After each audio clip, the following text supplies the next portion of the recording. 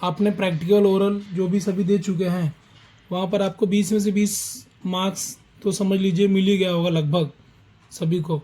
अब आपको मैथ्स 1 का 40 मार्क्स का थ्योरी का क्वेश्चन पेपर रहेगा और मैथ 2 का टोटल 80 मार्क का आपका रिटर्न एग्ज़ाम होगा, लिखित परीक्षा। और इसमें अगर आपने 15 प्लस लाया तो ये 20 प्रैक्टिकल ओरल जो भी है उसका प्लस आपका सपोज 15 के ऊपर 20 मार्क आ गया, मतलब 40 मार्क आप पास हो जाओगे यहाँ पे।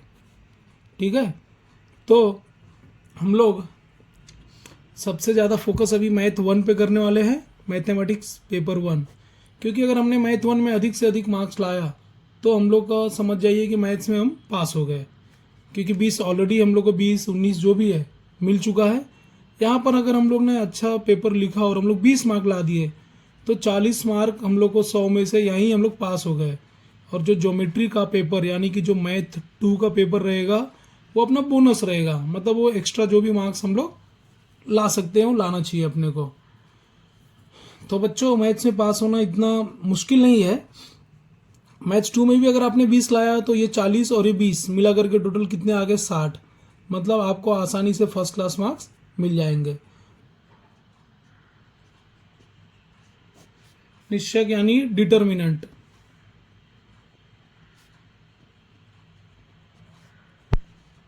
तो अब बच्चों ये जो निश्चय होता है डिटर्मिनेंट, फॉर एग्जांपल मैं यहाँ पे पहले उदाहरण दे रहा हूँ, एक एग्जांपल। सपोज आपको ये इसका साइन हो गया और ये एग्जांपल दिया गया है -8, यहाँ पे वैल्यू है -3, यहाँ पर मान दिया गया है 2 और यहाँ पर 4।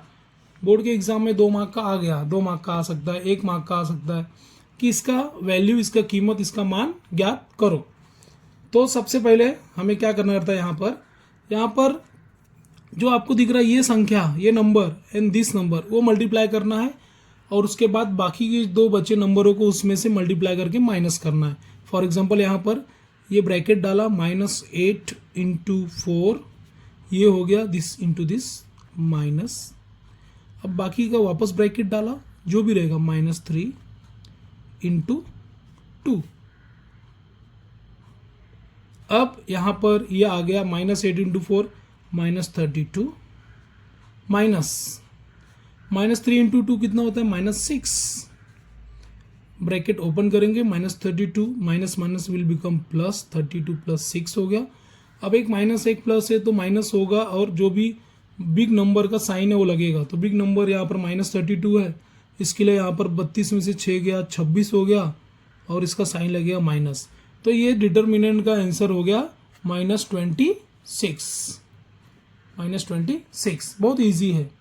ठीक है, तो ये अपने को ध्यान में रखना है, this into this minus this into this. और जो अपना प्लस माइनस का जो रूल है मल्टीप्लाई डिवाइड का, वो एज इट इज़ जो हम लोग ने 7th 8th 9 जो भी पढ़ा है वो कभी भी चेंज होने वाला नहीं है। ये कर लेंगे तो ये आपको मिनिमम 1 से 2 मार्क दिला सकता है, इसके ऊपर क्वेश्चन आ सकते हैं। अब इसके बाद हम लोग आगे बढ़ते हैं। इसी के ऊपर जो डिपेंडेंट एक मेथड है, फॉर्मूला है, और उसको हम लोग बोलते हैं क्रेमर्स मेथड।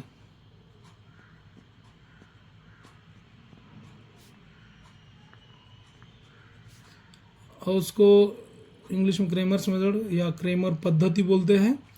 तो ये जो क्रेमर पद्धति से आया कि आपको समीकरण को हल करना है, इक्वेशन को सॉल्व करना है। सो यहाँ पर अपने को एक मैं आपको शॉर्टकट ही बताऊंगा, ठीक है, और उसके पहले स्टार्ट कैसे करना वो मैं आपको बताऊंगा। तो सबसे पहले मैं यहाँ पे शॉर्टकट कुछ बता देता हूँ, आपको ये चीज़ याद रखना है और उसके बाद आपको कैसे हल करना वो भी बताऊंगा। तो एक चीज़ याद रखना है, 12 32 13, ये नंबर याद रखना, 12 32 13 ये नंबर याद रखना है। अब इसका क्या यूज़ है वो मैं आपको बता रहा हूँ। यहाँ पर ये जो 12 लिखा है मैंने, इसका उपयोग, इसका यूज़ हम लोग करेंगे डी फाइंड आउट करने के लिए। 32 लिखा है 32, इसका उपयोग हम लोग करेंगे, इसका यूज़ करेंगे डी एक्स फाइंड आउट करने के लिए। 13 जो है इसका यूज़ करेंगे डी वाई। तो 12 32 13 ये नंबर याद में रखना है क्रेमर रूल के लिए। तो अभी कैसे करना है यूज़, लेट अस सी। यहाँ पर 1 और 2 और 3 नंबर जो हम लोग ने लिया है, ए के लिए हम लोग 1 ले रहे हैं, बी के लिए 2 और सी के लिए 3। सो नाउ कैसे यूज़ करना वो देखते हैं। तो सबसे पहले हम लोग फॉर्मूले पे नज़र डालते हैं। फॉर्मूला क्या है यहाँ पर याद रखना है जो यूज़ करने वाले हैं। एक्स का जो फॉर्मूला है, एक्स की वैल्यू जो है that is x equal to d x upon d, ये फॉर्मूला नंबर 1 है। दूसरा जो y का वैल्यू निकालना है that is d y upon d, दूसरा फॉर्मूला है। तो सबसे पहले ये तो हो गया। अब ये जो मैंने 12, 32, 13 दिया था उसका यूज़ क्या है अब मैं बता रहा हूँ आपको। जो d निकालना है हमको, d के लिए जो हम लोग को डिटर्मिनेंट या निश्चयक बनाना है वो इस तरीके से रहेगा। 12 a b, पहला नंबर a, 1 मतलब a, 2 मतलब b, 1 मतलब a, 2 मतलब b। तो 1 2 है तो ये a आएगा और b आएगा, तो डायरेक्टली आपको क्या लिखना है a1 b1, फिर यहाँ आ जाएगा a2 b2, 12 हो गया। अब dx के लिए मैंने क्या बताया 32, 32 मतलब 3 2 c और b, तो सीधा अपने को क्या लिखना है c और b आने वाला है, मतलब c1 b1 c2 b2। Likewise तीसरा मैंने क्या बोला 13, 1 3 a और c, ये याद रखने का तरीका है। तो dy का जो फॉर्मूला या सूत्र मिलने वाला है या बनने वाला है वो क्या रहेगा, अपने को डिटर्मिनेंट का साइन ऐसा बनाना है और उसके बाद 13 मतलब a और c, तो a और c लिखा तो a1 c1 a2 c2, तो ये हो गया dx dy का फॉर्मूला। याद रखना है 12, 32, 13 से। ठीक है बच्चों। अब एग्जाम्पल लेता हूँ मैं। फॉर एग्जाम्पल मैंने लिया कि अगर क्वेश्चन है कि हाँ solve this equation with the help of Cramer's method, Cramer के मेथड से पद्धति से इक्वेशन यानी समीकरण को हल कीजिए। ये 2 समीकरण दिया है, 2 इक्वेशंस आर गिवन और आपको इसको सॉल्व करना है। दैट मीन्स आपको x और y की वैल्यू निकालनी है। तो फर्स्ट ऑफ ऑल हियर ये पहला इक्वेशन है, equation number 1, this is equation number 2। Fine. तो यहाँ पर हम लोग को किससे तुलना करना, कंपेयर करना है, ये दोनों इक्वेशन को हम लोग को सबसे पहला कौन से फॉर्म में लेके आना पड़ेगा, ax plus by equal to c, ये मेन फॉर्म में हम लोग को लाना पड़ता है। ये ऑलरेडी वैसे ही है ax by equal to c, तो कुछ नहीं करेंगे। अगर ये नंबर्स आगे पीछे रहते हैं, मतलब इक्वेशन इक्वल टू के इस साइड रहते थे नंबर्स या जो भी है, तो अपने को इस फॉर्म में लाना पड़ता है। x का जो भी रहेगा यहाँ आएगा, y वाला यहाँ, और इक्वल टू की वो साइड में कोई भी नंबर कांस्टेंट आएगा। फाइन। तो अभी ऑलरेडी है उसी फॉर्म में, तो there is no need to do anything. Just अपने को देख लेना है कि a1 b1 c1 का मीन्स वैल्यू क्या है, कीमत क्या है, मान क्या है। तो यहाँ पर x के साथ में 5 है, यहाँ पर x के साथ में a है, तो यहाँ पर ये हो गया a1 इक्वल टू 5। यहाँ पर y के साथ में 3 है, y के साथ में b है, तो ये हो गया b1 इक्वल टू 3। यहाँ पर c है, यहाँ पर -11 है, तो directly I will write c1 equals to -11। Likewise उसी तरीके से दूसरे इक्वेशन में जो रहेगा 2 आएगा, तो x के साथ में 2 है, तो क्या लिखेंगे यहाँ पर a2 इक्वल टू 2, फिर b के साथ में y के साथ में b है, इसका कोएफिशिएंट, इसका गुणांक मल्टीप्लाई किया हुआ नंबर जो b है, तो y के साथ में 4 है, प्लस आगे था इसलिए प्लस में ही लेना है, तो ये हो गया b2 इक्वल टू 4। अगर ये -4y रहता तो -4 लेते थे। ओके। एंड लाइकवाइज उसी तरीके से c2 इक्वल टू -10। अब अपने को a1 b1 c1 a2 b2 c2 का वैल्यू मिल गया है। अब अपने को इसको सॉल्व करना है। तो सबसे पहले 12 32 13 हम लोग ने देखा अभी कुछ समय पहले, 12 32 13, तो d का पहले निकालेंगे, फिर dx फिर dy। वंस वी गेट ये तीनों का आंसर, देन हम लोग इस फॉर्मूले से x और y का मान या वैल्यू निकालेंगे। सिंपल है, बहुत इजी है, 2 से 3 मार्क का क्वेश्चन इसके ऊपर डिपेंडेंट आ सकता है। तो let's find out d dx and then d x and y। So first of all here हम लोग क्या देखते हैं, d हम लोग ने क्या बताया 12 है ना d में, तो 12 मतलब देखो यहाँ पे a और b मतलब 5 3 2 4, इसको हल करेंगे, सॉल्व करेंगे। 5 into 4 -3 into 2, so it comes out to be, ये क्या हो गया 5 होगा 20 -6, उत्तर आ गया, डी का वैल्यू आ गया 14. First is clear. Now will go for the another second, that is D. 32 क्या था यहाँ पे, डी एक्स 32 ना, सी और बी वाला रूल. तो यहाँ पर डी एक्स क्या है, C1 B1 C2 B2. तो वही हम लोग को इसमें से देख के लिखना है. तो ये हो गया D x equal to C1 B1 C2 B2. ठीक है. तो ये हो गया -11. यहाँ पे देखो -11 है. उसके बाद आएगा ये 3 -10 और ये B2 क्या है 4. इसको भी सॉल्व किया. -11 इंटू 4 -3 इंटू -10. तो ये हो गया -44 -10 3 30 10 या 30 -44. और ये यहाँ पे माइनस साइन था क्योंकि -10 था ये. तो माइनस और माइनस मिलके क्या हो जाएगा प्लस. तो -44 प्लस 30 इक्वल्स टू -14. तो ये डी का वैल्यू 14, डी एक्स का -14. अब हम लोग थोड़ा आगे बढ़ते हैं.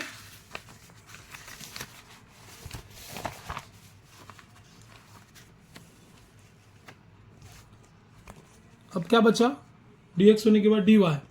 सो here d y equal to, अब 13 मतलब 1 और 3 था बराबर. तो हमने वहाँ पर वैल्यूज़ देखे थे. तो क्या था यहाँ पर, पहले वाला जो A1 और C1 था ना, तो A1 का वैल्यू कितना था 5, C1 का -11, A2 का 2, C1 का C2 का -10. ये आया. तब इसको सॉल्व करेंगे. 5 इंटू -10 माइनस, ये तो फार्मूला वाला माइनस है ऑलरेडी, और यहाँ पर ये -11 दिया इंटू 2. तो ये कितना हो गया 5 इंटू -10 -50 -11 इंटू 2 कितना होता है -22. ये हो गया -50 प्लस 22 और ये उत्तर आ गया, आंसर आ गया -28. तो हम लोग को डी का वैल्यू मालूम पड़ेगा, डी एक्स का मालूम पड़ेगा और डी वाई का. तो अभी हम लोग क्या करेंगे, अपना फॉर्मूला डालेंगे. एक्स का फॉर्मूला क्या था, d x upon d. D x का वैल्यू आया था -14 -14, डी का 14, so it is equal to -1. और उसी तरीके से ये हो गया पहले एक्स का आंसर. उसी तरीके से वाई का फॉर्मूला क्या है, डी वाई अपॉन डी. तो ये हो गया -28 अपॉन डी का वैल्यू जो आया था 14 था, तो उत्तर आ गया -2. तो x का वैल्यू -1, y का -2. यही अपना आंसर है. तब ये इजी है, 3 मार्क के लिए सिंपल है. तो ये आपको इजीली याद रखना है. और अपना जो फॉर्मूला मैंने शॉर्टकट बताया है 12 32 13 d d x d y, इतना ही 3 मार्क में रखा तो आपका ही 3 मार्क आपके जेब में. ठीक है. अब नेक्स्ट आगे बढ़ते हैं हम लोग अभी देखेंगे नेक्स्ट जो अपने को सिंपल सा थिंग याद रखना है वो है सूत्र का उपयोग करके वर्ग का समीकरण हल करना. हम लोग इंग्लिश हिंदी थोड़े दोनों में भी देखेंगे जरा. सूत्र का उपयोग करके वर्ग समीकरण हल करना. वर्ग समीकरण हल करना, या इसको इंग्लिश में बोलेंगे formula for solving quadratic equation. मतलब फॉर्मूला का यूज करना है. Formula for solving quadratic equation. ठीक है. तो हम लोग को एक ही चीज़ याद रखना है, जो नेक्स्ट टॉपिक हम लोग पढ़ रहे हैं, हम लोग को कभी भी यहाँ पर जो तुलना करना, कंपेयर करना है, वो कंपेरिजन अपने को करना है ax² plus bx plus c से. किससे करना है, ax² plus bx plus c. ये हम लोग नया अभी पढ़ रहे हैं, पहले वाला तो हो गया, अभी हम लोग नया पढ़ रहे हैं. ठीक है. कि how to solve the equation by using formula, सूत्र का उपयोग करके कैसे हल करना. सबसे इजी है. तुलना हमको कंपेयर किससे करना है, ये ax² plus bx plus c equal to 0 से. ठीक है. अब सीधा मैं एग्जाम्पल पे आता हूँ. फॉर एग्जाम्पल आपको एक इक्वेशन दिया है m square minus 14m plus 13 equal to 0 और बोला गया है कि इस सूत्र का उपयोग करके इस वर्ग समीकरण को हल कर कीजिए। अगेन ये 2 से 3 मार्क का आ सकता है, बहुत आसान है, बहुत ही हलवा है, इजी है जब तक आपको आता है, और नहीं आता है तो ये बहुत ही कठिन है। ठीक है, तो बच्चों अब यहाँ पर देखते हैं हम लोग। सबसे पहले हम लोग क्या करेंगे, इससे तुलना करेंगे। तो फर्स्ट स्टेप ही लिखेंगे comparing with the equation A X square plus B X plus C equal to 0, या हम लोग हिंदी में क्या लिखेंगे, A X square plus B X plus C equal to 0 से तुलना करने पर, ये एम एक्स कुछ भी हो सकता है, एम भी हो सकता है, एक्स भी हो सकता है, वाई कुछ भी हो सकता है जो वेरिएबल रहते हैं, ठीक है, जो चेंज होता है। ओके, अब यहाँ पर स्क्वायर वाले टर्म के आगे ए है और यहाँ पर स्क्वायर वाले टर्म के आगे कुछ नहीं है, मतलब ये 1 हो गया। ठीक है, तो हम लोग यहाँ पर क्या बोलेंगे, ए का वैल्यू आ गया 1। ठीक है, एक्स स्क्वायर वाले के पहले ए है, यहाँ स्क्वायर वाले के पहले 1 है, तो ए का वैल्यू हो गया 1। एक्स वाला टर्म के आगे बी है, यहाँ पर एक्स तो नहीं है बट एम है, तो एम के आगे -14 है, तो हम लोग क्या लिखेंगे, b इक्वल टू -14। सिमिलरली यहाँ पर c है प्लस c, यहाँ पर +13 है, सीधे लिख देंगे c इक्वल टू +13 या सिर्फ 13। ओके, अब अगला स्टेप अपने को क्या करना है, मेन अपने को यहाँ पर b स्क्वायर माइनस 4ac का मान निकाल लेना है। b स्क्वायर माइनस 4ac का वैल्यू हम लोग को फाइंड आउट कर लेना है। तो सिंपल है, जहाँ पर b है वहाँ पर b का वैल्यू लिखो, b स्क्वायर माइनस 14 का स्क्वायर माइनस 4 इंटू a का वैल्यू 1, c का वैल्यू 13, 14 का स्क्वायर इज 196 माइनस 4, 13 चौका 52 होता है बराबर, तो ये हो गया 52, 52 माइनस किए उत्तर आया 144। तो हम लोग को मालूम पड़ गया b स्क्वायर माइनस 4ac का वैल्यू, क्योंकि इसी का उपयोग हम लोग, इसी का यूज़ हम लोग ये जो फार्मूला मेथड है उसमें करने वाले हैं। तो अब अपना आ गया मेन फार्मूला।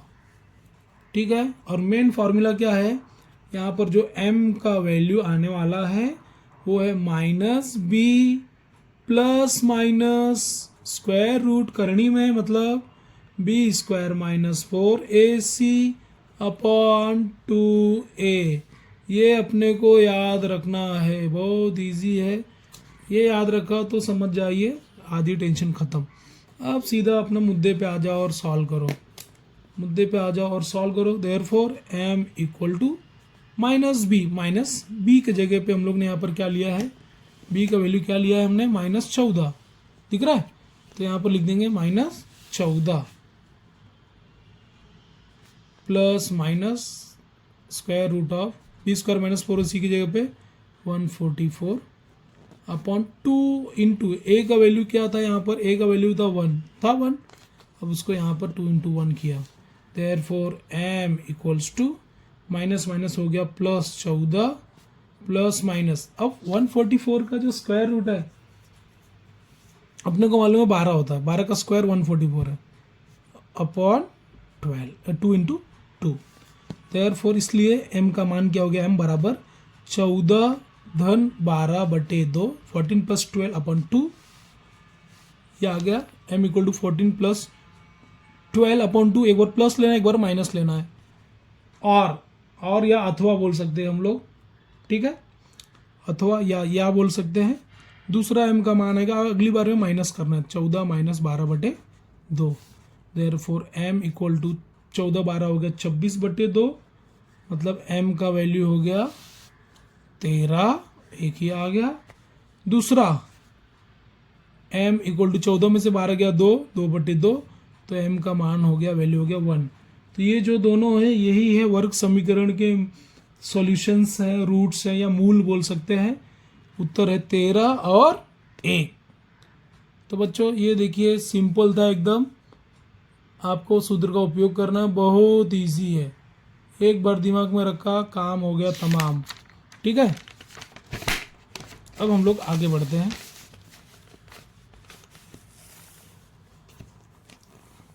आज जो हम लोग पढ़ने वाले -4 AC 2 मार्क का क्वेश्चन आता है बोर्ड के एग्जाम में। विवेचक या डिस्क्रिमिनेंट ज्ञात करो, फाइंड आउट करो। ठीक है, तो अपने को क्या करना है, यहाँ पर फॉर्मूला अपने को b² - 4AC याद रखना है। तो एग्जाम्पल ले रहा हूँ, एग्जाम्पल बोला है 2x² - 5x + 7 = 0 है। आपको डेल्टा का वैल्यू फाइंड आउट करना है।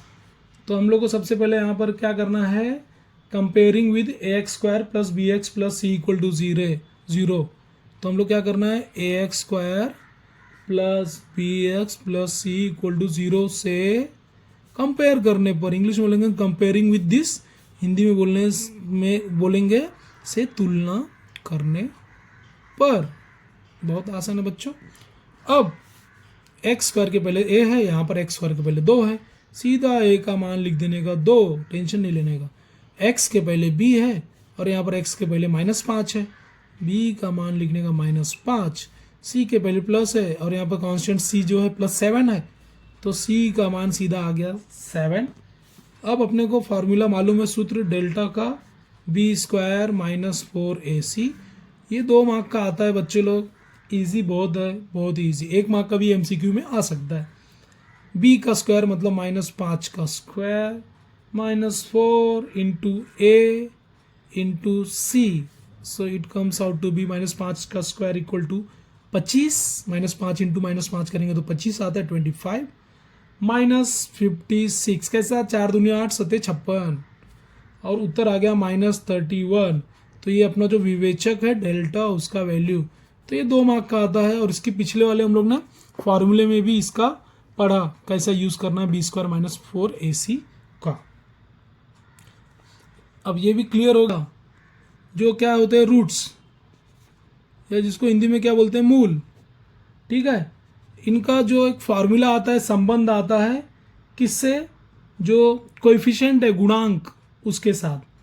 तो हम लोग इंग्लिश में बोल सकते हैं relationship between roots and coefficient of quadratic equation. ये भी 2 मार्क का आप फंस सकते हैं, आ सकता है 2 मार्क का इजी क्वेश्चन। तो हिंदी में क्या बोलेंगे, यहाँ पर जो मूल है अल्फा बीटा, उनका संबंध, जो भी कोएफिशिएंट है, जो गुणांक है, वर्ग समीकरण के गुणांक, उनके साथ। तो फॉर्मूला याद रखना बच्चे लोग, वो अभी देख लो फॉर्मूला क्या है, अल्फा + बीटा = -b/a। ये फॉर्मूला दिमाग में डाल लो। और अल्फा × बीटा = c/a, दूसरा भी फॉर्मूला दिमाग में डाल लो। बस इतना दिमाग में डाला, 90% काम खत्म। Now let us take one example. अभी एक उदाहरण लेता हूँ, आपको समझ में आ जाएगा।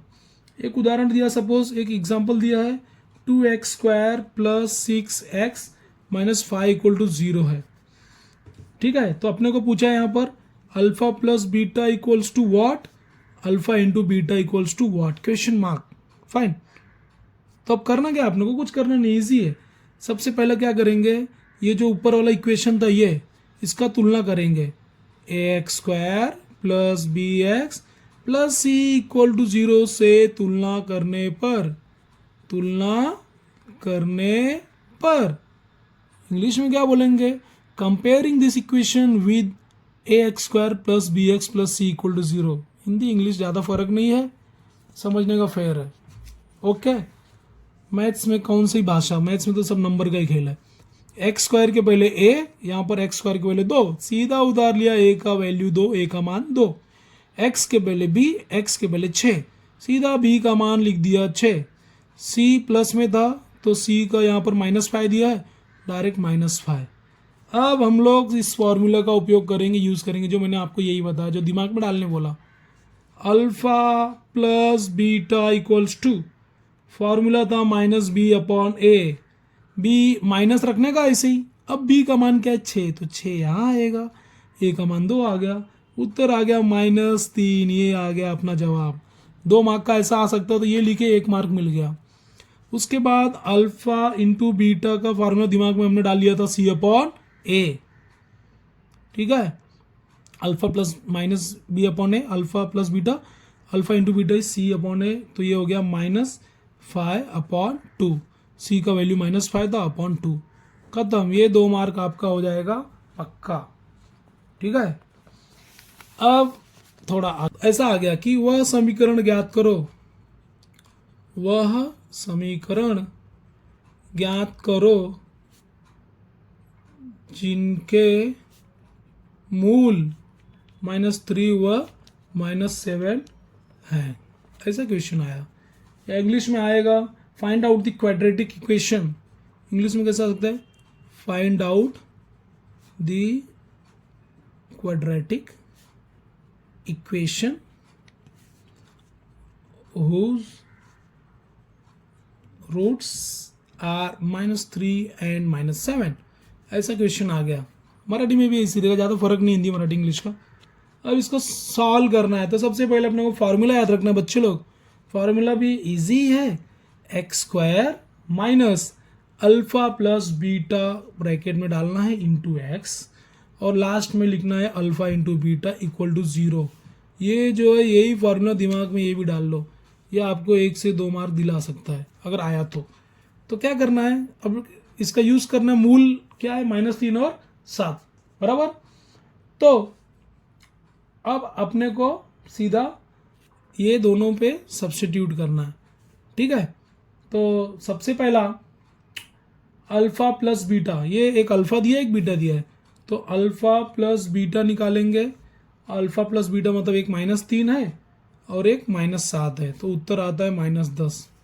दूसरा जो अल्फा इंटू बीटा निकालेंगे, तो दोनों को गुणा करना है, मल्टीप्लाई करना है, -3 इंटू -7, माइनस और माइनस जब मल्टीप्लाई होगा तो साइन हट जाएगा, 3 सत्ते 21, 3 7 21। अब अपने को alpha beta, alpha into beta का मतलब मालूम पड़ गया, ये दोनों ही रूट्स थे, मूल थे। अब अपना समीकरण यानी कि इक्वेशन हो गया तैयार।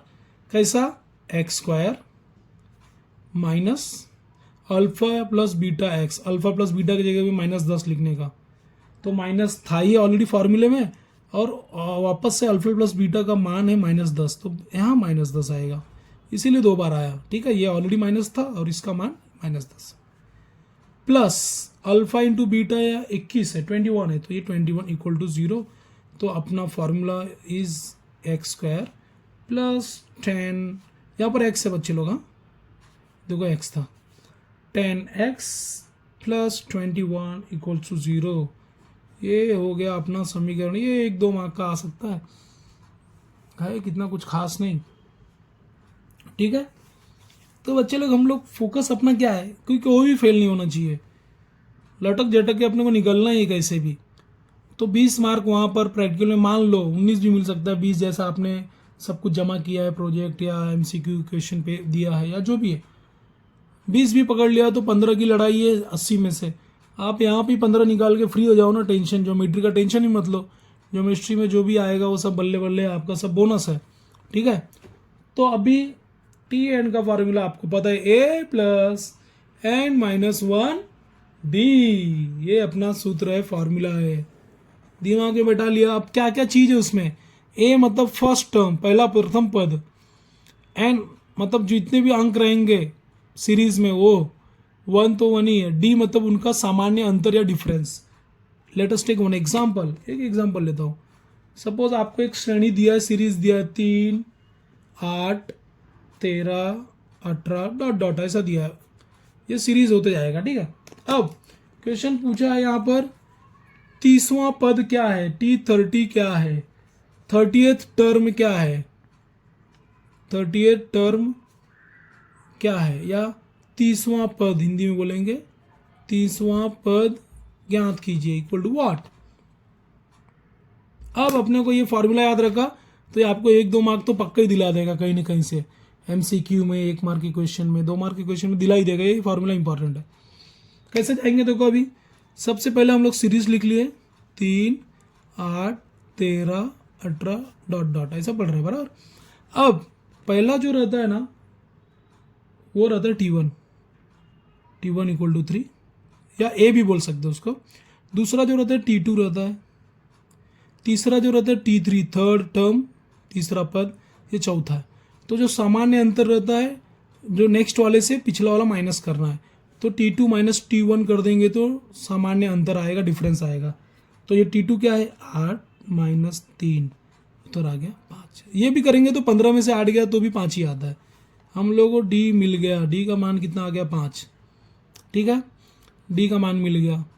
ओके, अब हम लोग सीधा सॉल्व कर सकते हैं। अपने को चाहिए, अपनी मंजिल क्या है T30, सूत्र अपना रेडी है, A plus n minus 1, bracket का बहुत इंपॉर्टेंस है मैथ में। तो अब क्या करना है अपने को, A का मतलब पहला पद जो रहता है ना वही A रहता है, तो ये हो गया 3 प्लस n, 30वां पद है ना, तो n का मान मतलब 30 हो गया। देखो T30 है, Tn है ना, तो ये n की जगह पर 30 लेना है, 30 माइनस 1 इंटू D, D का मतलब होता है बच्चे लोग डिफरेंस, और समान अंतर क्या है 5। तो आप ध्यान दो जरा,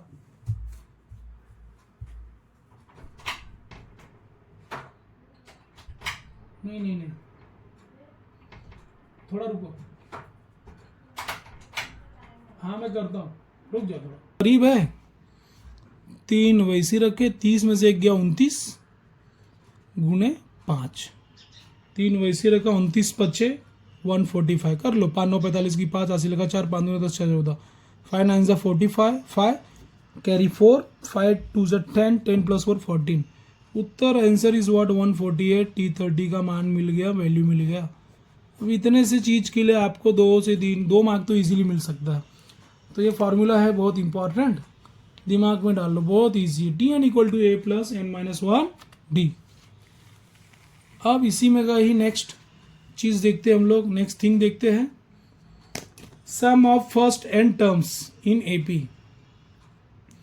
नेक्स्ट जो हम लोग देख रहे हैं, sum of first n terms in arithmetic progression, या अंकगणितीय श्रृंखला के प्रथम n पदों का योगफल। सूत्र याद रखना है, Sn इक्वल टू n/2, सूत्र है ये formula 2a plus n minus 1d। ये हो गया अपना मेन फॉर्मूला। फॉर्मूला दिमाग में रखोगे तो अपना 50% काम उधर ही खत्म होता है। अब एग्जांपल लेते हैं हम लोग। क्वेश्चन सपोज आया क्वेश्चन कि एक सीरीज है 14 16 18 डॉट डॉट डॉट ऐसा, और पूछा यहाँ पर कि प्रथम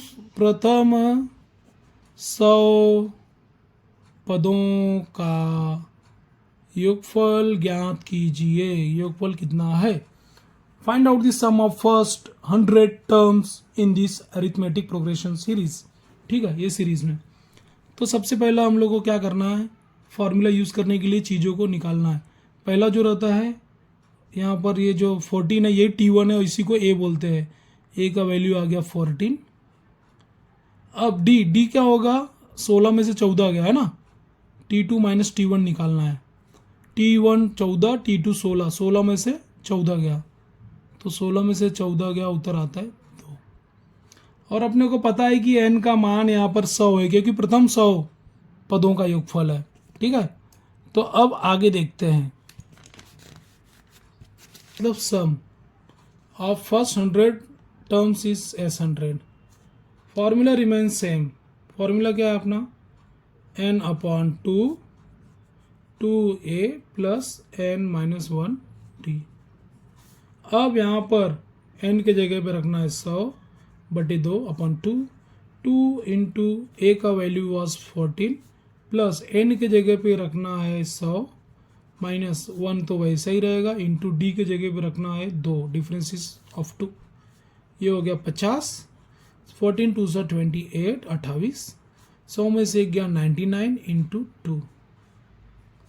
अब ये हो गया 50, 28 प्लस 99 2 सा 198, ये हो गया 50 इंटू 198 और अगर 28 जोड़ेंगे तो 226 आता है। सबको गुना करेंगे तो उत्तर आता है 11300 करके देख लो, तो ये आ गया। अब ये सब बराबर किया आपने, 2 से 3 मार्क आपका यहाँ पे भी पक्का हो सकता है। फॉर्मूला याद रखा, काम तमाम। ठीक है। अब आगे बढ़ते हैं, रुकना इसी हिंदी इंग्लिश दोनों बता। राम ने 50,000 मूल्य वाला क्या खरीदा? लैपटॉप खरीदा। So Ram purchase the laptop of ₹50,000। और यहाँ पर क्वेश्चन क्या बोल रहा है कि जो शॉपकीपर था, दुकानदार ने 10% क्या दिया यहाँ पर? छूट, यानी डिस्काउंट दिया, छूट दिया, डिस्काउंट। और जीएसटी भी लेगा ना वहाँ पर। जीएसटी का जो रेट था, जीएसटी की दर, the shopkeeper gave 10% discount, rate of GST was 18%, 18% है। तो राम को लैपटॉप कितने में पड़ा? ठीक है, तो how much Ram has to pay to purchase this laptop overall after paying GST. तो राम को लैपटॉप कितने में पड़ा, मतलब कितने में मिला, पड़ा या मिला, शुद्ध हिंदी में ये होगा। अब इसको अपने को सॉल्व करना है। सॉल्यूशन इजी है। जो लोग दुकान बिजनेस कर रहे हैं, शॉप पे बेच रहे हैं, उनको तो इजी कैलकुलेशन, फटाफट कैलकुलेटर में हाथ घुमाया, काम तमाम। आप भी बन सकते हो। सबसे पहले यहाँ पर जो लैपटॉप था, लैपटॉप उसका जो कीमत है, की कीमत, वैल्यू ऑफ लैपटॉप, उसका प्राइस कितना था? 50,000 रुपीज़। अब अपने को मालूम है छूट जो मिला, डिस्काउंट, छूट कितना है? 10% है। तो छूट मतलब कितना मिला? जो भी उसका वैल्यू था, 50,000 का लैपटॉप था महंगा वाला नया, उसका 10%, जितना भी परसेंट बोला तो बटे 100 अपॉन 100, 10%, 10/100, 20%, 20/100। ये 2 0 से ये 2 0 कट गया, आंसर आ गया 5,000 रुपीज़। अब राम को 45,000 का वो छूट 5,000 है, तो जो उसका टैक्सेबल वैल्यू है वो कितना रहेगा? टोटल वैल्यू जो रहेगा कीमत, उसमें से 5,000 छूट माइनस कर देना है। तो यहाँ पर नेक्स्ट लिखना है कर पात्र मूल्य। लैपटॉप का कर पात्र मूल्य को ही बोलेंगे taxable value of a laptop, that laptop. Tax कितने पे लगेगा? 50,000 पे नहीं लगेगा। 50,000 में से माइनस करना है 5,000, उत्तर आ जाता है 45,000 रुपये। अब उसको टैक्स इतने पे लगेगा क्योंकि छूट मिला है। ठीक है, इजी है एकदम। अब अपने को इसके ऊपर जीएसटी लगाना है। जीएसटी जो होता है यहाँ पर 18% लगाया है, तो समझ जाना कि यहाँ पर एक स्टेट का जीएसटी है जो कि 9% है, दूसरा सेंट्रल का जीएसटी है, केंद्र का, वो भी 9%, दोनों सेम है। जैसे होटल में भी खाना खाने गए हम लोग, तो वहाँ पर जीएसटी बिल में दिख जाता है अपने को, लेकिन सबका रेट अलग अलग रहता है। वो ध्यान में रखना है कि जो एसेंशियल एलिमेंट्स है, थिंग्स है, जीवन आवश्यक वस्तु है, उनका अलग जीएसटी टैक्स का मामला है। जो ऐश आराम की चीज़ है, एसी, फ्रिज, टीवी, सबका अलग है। दाल चावल राशन है, सब है, उसका सबका अलग अलग गवर्नमेंट डिसाइड करती है। तो हम लोग पहले क्या निकाल जाते हैं? SGST 9%। कितना है, कितने का निकालेंगे? 45,000 का, क्योंकि उसी पे टैक्स लगने वाला है। 45,000 का 9%, 9%, 2 0 से 2 0 कट गया, और उत्तर यहाँ पर आता है 4050 रुपीज़। अब SGST इतना है, तो CGST भी सेम 9% है, वो भी कितना है? 4050 रुपीज़। तो राम को लैपटॉप की कुल कीमत कितनी अदा करनी पड़ेगी? तो यहाँ पर लैपटॉप की कुल कीमत वो उसका जो मूल्य है 45,000, वो करपात्र मूल्य को जोड़ना पड़ेगा। तो CGST 4,050, SGST 4,050, तो 4,050 CGST, 4,050 SGST, दोनों को जोड़ देंगे, उत्तर आता है 53,100 रुपये। तो आखिरी में लिखना है कि राम को वह लैपटॉप 53,100 रुपये में मिला। बस इतना ही लिखना है। तो ये इजी है, कितना कुछ इतना खास टेंशन वाला नहीं है। थोड़ा सा दिमाग लगाओ, सब कुछ पॉसिबल है, इजी है। इसमें क्या बोलेंगे, प्रोबेबिलिटी।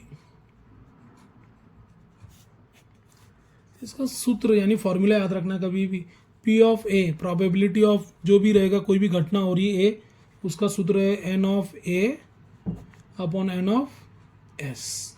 एन ऑफ ए क्या है, नमूना, जो सैंपल स्पेस, सैंपल स्पेस क्या रहेगा, एन ऑफ ए। और एन ऑफ एस मतलब जितने भी सैंपल रहेंगे टोटल, नीचे आता है, ऊपर सैंपल स्पेस जो भी हम लोग ले रहे हैं यहाँ पर सैंपल, नीचे टोटल, और जो आंसर आएगा उसी को बोलते हैं संभाव्यता या प्रोबेबिलिटी। एक एग्जांपल ले लेता हूँ। एक बॉक्स है, उस बॉक्स के अंदर 5 रेड बॉल है, 8 ब्लू बॉल है और 3 ग्रीन बॉल है। 5 रेड बॉल है, 8 ब्लू है और 3 ग्रीन बॉल है, मतलब टोटल 5 3 8 5 13, नहीं 8 5 13 3 16 बॉल्स है उसके अंदर। ये colour red blue green box के अंदर डाला है। और यहाँ पे क्या पूछा है कि रैंडमली अगर आपने बॉल निकाला तो इसकी क्या प्रोबेबिलिटी है कि जो बॉल रहेगा वो नीला रहेगा। So what is the probability of getting blue ball if one ball is taken out randomly. तो क्वेश्चन कैसा आएगा कि यहाँ पर यदि यादृच्छिक का ही मतलब होता है रैंडमली, मतलब हाथ डाला बॉक्स में और एक निकाल लिया। तो यदि यादृच्छिक पद्धति से एक बॉल निकाला गया,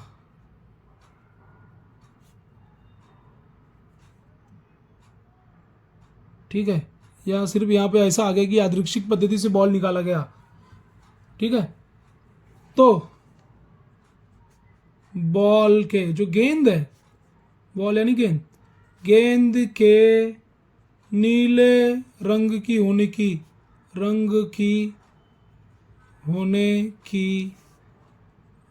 संभाव्यता ज्ञात करो कीजिए, ऐसा बोल रहे, ठीक है। तो अब क्या करना अपने को, यहाँ पर सूत्र लगाना, फॉर्मूला। तो सबसे पहले जो नमूना अवकाश है, सैंपल, 5 रेड बॉल है, बराबर, 5 रेड बॉल है, या लाल बोल सकते हैं, रेड या लाल भी बोल सकते हैं, ठीक है। और 8 क्या है, ब्लू वाली नीला, और 3 क्या है, हरा, 3 क्या है, हरा, ठीक है। तो अब 3 क्या है, ग्रीन यानी हरा। तो इसको नाम भी दे सकते हैं, R1 R2 R3 R4 R5, blue वालों को B1 B2 ऐसा 8 तक, B8 तक, ग्रीन वाले को G1 G2 G3 ऐसा। टोटल कितना आता है, 16। तो यहाँ पर हम लोग क्या लिखेंगे, N of S equal to 16, ठीक है। अब अपने को यहाँ पर मानना है कि माना A ऐसी घटना है कि निकाला गया गेंद, बॉल या गेंद बोलो, वो क्या हो, नीला हो, क्या हो, नीला हो। तो क्या आ जाएगा यहाँ पर, N ऑफ A। अब ये 8 ब्लू कितना, 8 है ना, तो 8 बार चांस है ना कि 8 बार नीला हो सकता है, 8 बार मैक्सिमम निकल सकता है नीला। तो N ऑफ A क्या हो जाएगा, 8। तो अपना सूत्र वैसा ही है, easy, P of A equal to N of A upon N of S। नीचे टोटल आएगा, ऊपर जो हम लोग घटना ले रहे हैं वो सैंपल।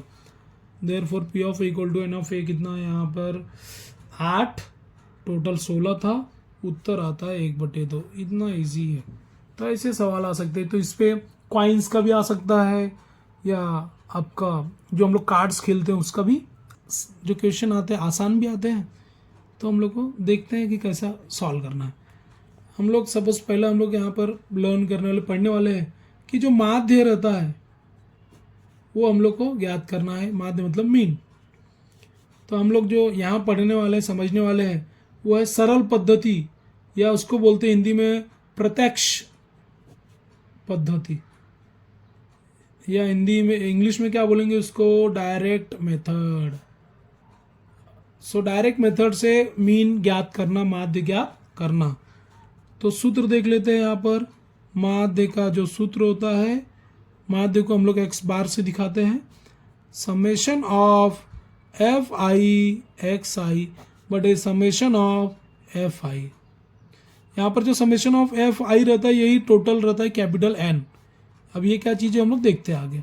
सूत्र अपना मेन यही है, ठीक है, ये याद हो गया। तो अब कैसे करना देखो कि महाराष्ट्र के 30 शहरों का एक दिन का तापमान निकाला गया। यहाँ पर उदाहरण लेते हूँ, महाराष्ट्र के 30 शहरों का तापमान, जो एवरेज तापमान है, निकाला गया, ज्ञात किया गया, ठीक है। और वो तापमान को नोट किया गया। तो यहाँ पर आपको ये बॉक्स दिया रहेगा, जैसे उदाहरण पर यहाँ पर लिखा है तापमान, यहाँ पर शहरों की संख्या, मतलब कितने सिटीज़ या शहर हैं उनमें ये जो तापमान एवरेज में मिला था। उदाहरण के तौर पर ये 24 से 28 डिग्री है तापमान। कितने शहर हैं, 4, 28 से 32, 5, 32 से 36, 7, 36 से 40, 8, 40 से 44, 6।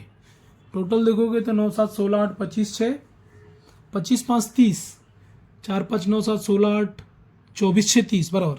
4, 5, 9, 7, 16, 8, 24, 6, 30 ये आपको चार्ट दिया रहेगा। अब अपने को हल कैसे करना है वो देखना है, ठीक है। तो देख लेते हैं अभी हम लोग, इजी है।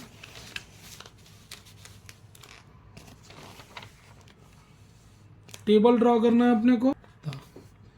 अब आपको सभी जो भी दिए गए चार्ट में उसके हिसाब से लिख लेना।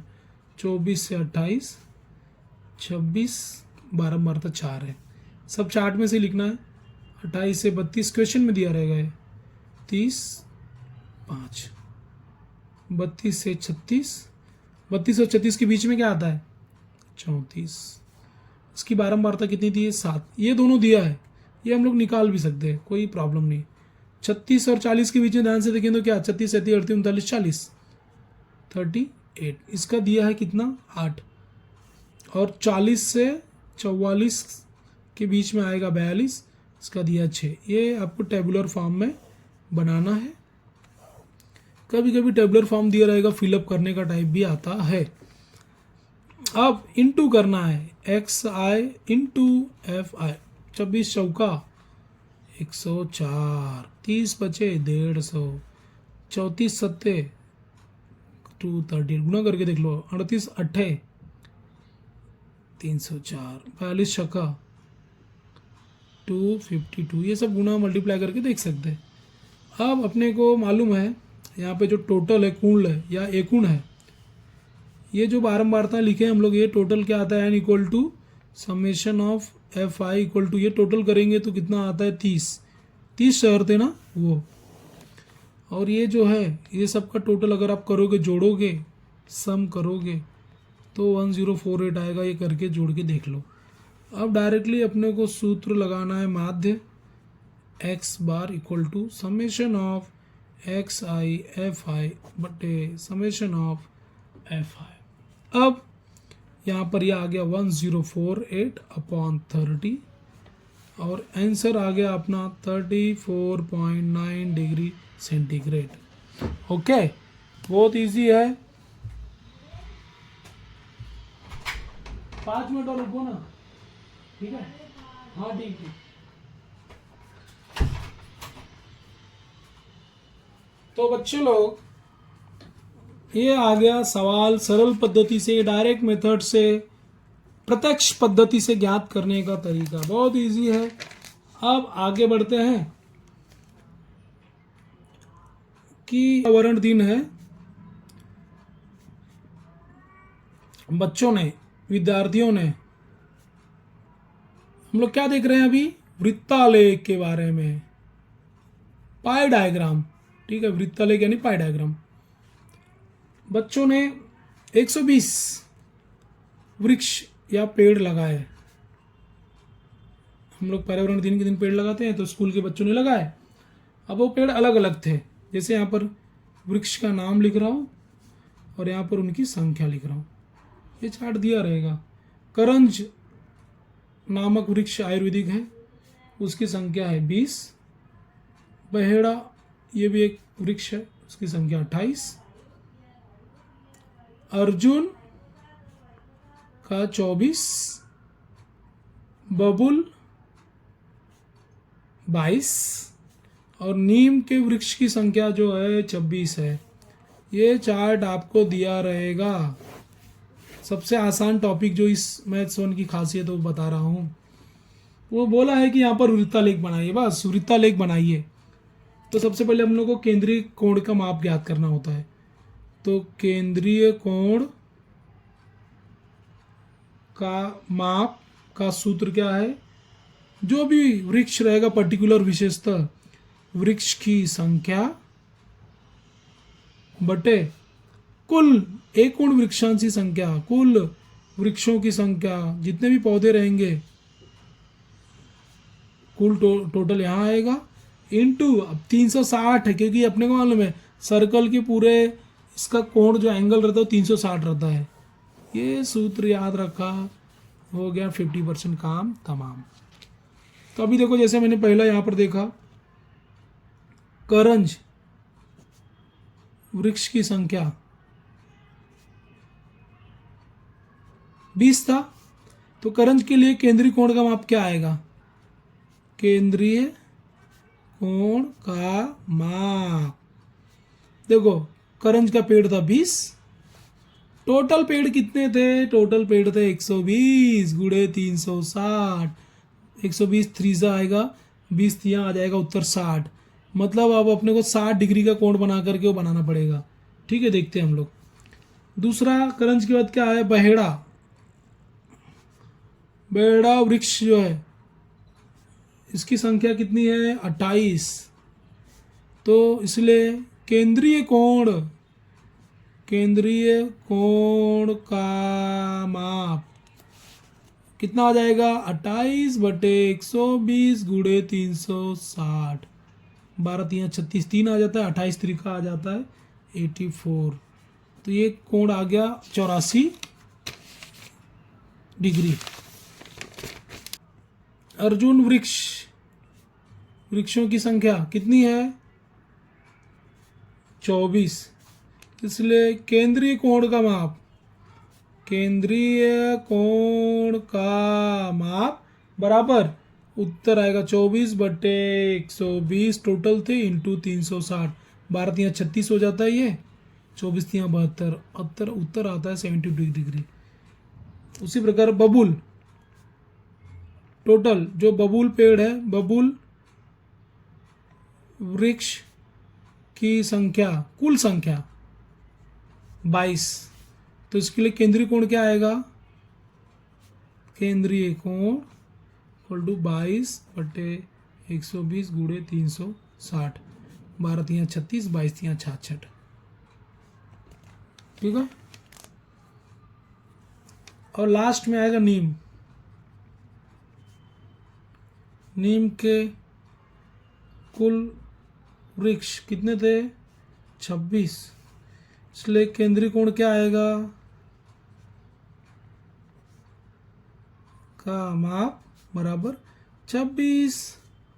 केंद्रीय कोण का माप, एक मिनट जरा सा हो गया। केंद्रीय कोण का माप बराबर 26 बटे 120 गुणे 360। 12 3 36, 26 3 78। अब इसके बाद जो है सिंपल से बना रहा हूँ, इसका अर्थ ये नहीं कि पेन से बनाना है। ये केंद्र है, एक लाइन खींच दो ऐसा। अब अपने को मालूम है जो प्रोटेक्टर रहता है, जो चांदा बोलते हैं, उसमें ऐसा लिखा रहता है, देखो 10 डिग्री, सीधा जो रहता है 90 डिग्री रहता है ना। तो अपने को पता है कि ये जो केंद्रीय कोण का माप जो था करंज का 60 डिग्री था। कितना था? 60 डिग्री। तो हम लोग क्या करेंगे, यहाँ पर चांदा ऐसा रखेंगे 10 20 30 40 50 60, यहाँ पे कुछ 60 आएगा। तो चांदा ऐसा रखा और 60 डिग्री का कोण बना लिया और यहाँ पर लिख देने का करंज। अब चांदा यहाँ रखना है ऐसा, ठीक है। अब चांदा ऐसा रखना है अपने को, ठीक है। और दूसरा जो कोण है कौन सा, बहेड़ा, 84 डिग्री जितना आता है उतना आपको बना लेना कोण। ये 84 डिग्री लिख देना है और यहाँ पर लिख देना है बहेड़ा। उसके बाद यहाँ पर चांदा रखना है।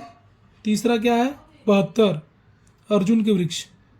तो ये कोण बनाना है यहाँ पर 72 डिग्री का। चांदा यहाँ रखो और 72 डिग्री का कोण बना दो, मतलब इसको घुमाओ ऐसा। चांदा यहाँ पर रखो, 10, 20, 30 ऐसा कर करके 10, 20, 30, 40 करके 72 तक आएगा। कोण बना लिया और यहाँ पर चांदा से आप बना सकते कोण। 6वीं 7वीं 8वीं में ही पढ़े आपने, बहुत ईजी है, आपको पूरा मार्क्स दिला देगा। अब आखिरी क्वेश्चन हम लोग पढ़ने, एक इसको इंग्लिश में क्या बोलते हैं, हिस्टोग्राम। बहुत इजी है, गूगल में भी इसका ग्राफ का मदद है आपको। क्वेश्चन कैसा है कि परीक्षा की तैयारी कर रहे थे, उसमें अलग अलग टाइप के जो बच्चे हैं, कुछ बच्चे 60 से 80 मिनट में तैयारी करते हैं, कुछ बच्चे 80 से 100 मिनट में। तो यहाँ पर मैं क्वेश्चन जो है चार्ट लिख देता हूँ। आपका समय यहाँ पर दिया गया है मिनट्स में, यहाँ पर दिया है विद्यार्थियों की संख्या। क्या दिया है, विद्यार्थियों की संख्या। मैंने बताया 60 से 80 मिनट में 14 बच्चे तैयारी कर रहे हैं, 80 से 100 20 बच्चे, 100 से 120 24 बच्चे, और लास्ट में 120 से 140 22 बच्चे। तो बच्चों ये जो चीज़ है दिया रहेगा आपको, इसका टेंशन नहीं लेना है, ये जो चार्ट दिया रहेगा। अब आपको इसका हिस्टोग्राम यानी आयतालेख बनाना है। तो ग्राफ पेपर तो मैं नॉर्मल सादे पेपर में बता दे रहा हूँ और आप समझ जाओ, बहुत इजी है, सबसे इजी यही है।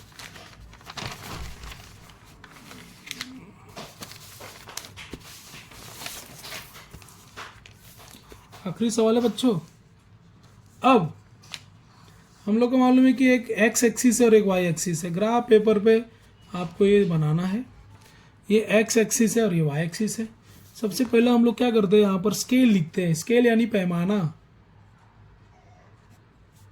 एक्स अक्ष पर, ऑन एक्स एक्सिस, एक्स अक्ष पर 1 सेंटीमीटर इक्वल टू लिखना है, जो भी है लिखते देखते क्या है, 20 मिनट। वाई अक्ष पर 1 सेंटीमीटर इक्वल टू 2 विद्यार्थी। है क्या चीज़, अभी देखते हैं हम लोग। ग्राफ बनाना है। ये एक्स अक्ष पर क्या लिया हम लोग ने, समय मिनटों में, और यहाँ पर क्या लेना है, विद्यार्थियों की संख्या। ठीक है, अब हमारे पास रेडी है। यहाँ पर ये जो चिन्ह बना दिया आपने ऐसा, इसका मतलब आप जो ये चिन्ह बना रहे हो, मतलब आप डायरेक्ट 0 से स्टार्ट करते हुए, रेगुलर नहीं, थोड़ा सा कम ज़्यादा करके भी लिख सकते हो। जो अपना लाइन रहता है ऐसा ग्राफ पेपर पे, वहाँ पर आपने एक जगह पे लिख दिया 60, इसीलिए हम लोग ने ऐसा चिन्ह बनाया है। उसके बाद 60 के बाद अगला जो है 80, हमारे चार्ट में दिख रहा है। 80 के बाद क्या है 100, 100 के बाद 120, 140। तो 60 से, और ये वाई एक्सिस पे हमने क्या बोला, 1 सेंटीमीटर बराबर 2 विद्यार्थी। तो 1 सेंटीमीटर मतलब 2 विद्यार्थी, 2 सेंटीमीटर मतलब 4 विद्यार्थी, दिख रहा है। 3 सेंटीमीटर 6, 8, 10, 12, 14, 16, 18, 20, ठीक है, ओके। और ये 22 और ये 24, इस तरीके के विद्यार्थी आपके आ सकते हैं। तो सबसे पहला हम लोग देखते हैं 60 से 80 14 विद्यार्थी है। 60 से 80 वाला 14 विद्यार्थी, 14 यहाँ है। तो आपको ये 60 वाला जो लाइन स्केल पेंसिल से खींचना है, 80 वाला खींचना है, 14 पे लाके रुक जाना है, बस इतना ही है। 80 से 100 20 है, 80 से 100 20 यहाँ आता है, तो यही ये लाइन को यहाँ एक्सटेंड करना है, 100 वाले जो लाइन को स्केल से खींच लेना है, ये हो गया 20। तो 60 से 80 14, 80 से 100 20, 100 से 120 24, 100 से 120 24, तो ये हो गया 24 यहाँ आता है। तो ये स्केल से लाइन खींच देना 120 तक में, और ये इसको मिला देना है बस। और 120 से 140 22, अगला क्या 22, तो ये ऐसा लाइन खींच के एक्चुअल में ग्राफ में दिखाना था, बट अभी फ़िलहाल मैं आपको इस पे ही बता रहा हूँ। ईजी है, गूगल में भी इसका आप यूज़ करते हो, ठीक है। तो ये जो है आपका हो गया आयता लेख। अब अगर आपको समझ लो इसके ऊपर ही ये हिस्टोग्राम, तो ये तो इतना हो गया, ठीक है। अब अगर बारंबारता बहुभुज वगैरह बनाना है तो आयता लेख का जो मिड पॉइंट रहता है, सबके बिंदु ये सब कोई मिलाना रहता है, बस इतना ऐसे ही फर्क है। लेकिन अभी हम लोग सिर्फ आयता लेख देख रहे हैं, तो आयता लेख में आपको इस तरीके से ये जो बार डायग्राम है ये आपको बनाना है, यही हो गया आपका आयता लेख, ठीक है, हिस्टोग्राम। और बारंबारता बहुभुज जब अगर आपको बनाना है तो आपको क्या करना है, सिर्फ ये मिड पॉइंट को सबको मिला लेना है। इस ये क्वेश्चन में नहीं, अगर आया बारंबारता बहुभुज तब, जिसको हिंदी में इंग्लिश में बोलते हैं फ्रीक्वेंसी पॉलीगॉन, तो ये सब सेंटर पॉइंट को आप मिलाओगे। आयता लेख में यहीं पे रुक जाना है, बारंबारता बहुभुज आया तो ये पॉइंट को सब मिलाते जाना है, बहुभुज बन रहा है, ठीक है। यहाँ पे भी मिड पॉइंट आएगा, उसको आपको क्या करना है, मिला देना है। यहाँ पे भी आएगा इस तरीके से, ऐसा यहाँ पे मिड पॉइंट आएगा, दोनों के बीच में ही होता है वहाँ पर। तो